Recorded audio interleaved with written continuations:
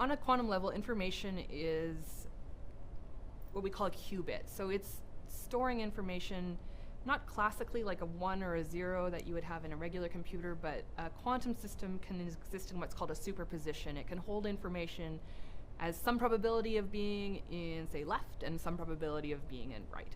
And those labels are completely random. It doesn't matter what they are. But at sort of the same time, you hold two possibilities at once. And it is this superposition or this probabilistic holding of information that makes quantum information so much different and actually so much more powerful, because you can actually store a lot more information in one physical thing as opposed to a qubit.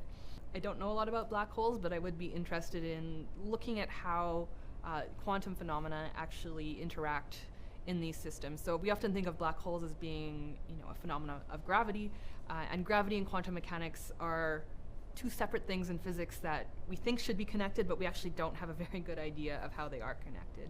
And so black holes are this very interesting object that perhaps we could start thinking about what happens to quantum things as they interact in a black hole. So if you could imagine having a quantum system where you have maybe two particles that are entangled, which means that if you do something to one particle, automatically something happens to the other. And there's this intrinsic connection between them that you can't break.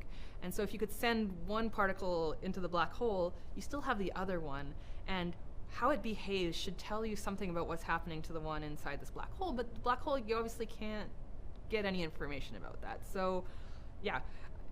How we would ever do an experiment about that, I don't know, but I think it's an interesting problem to think about.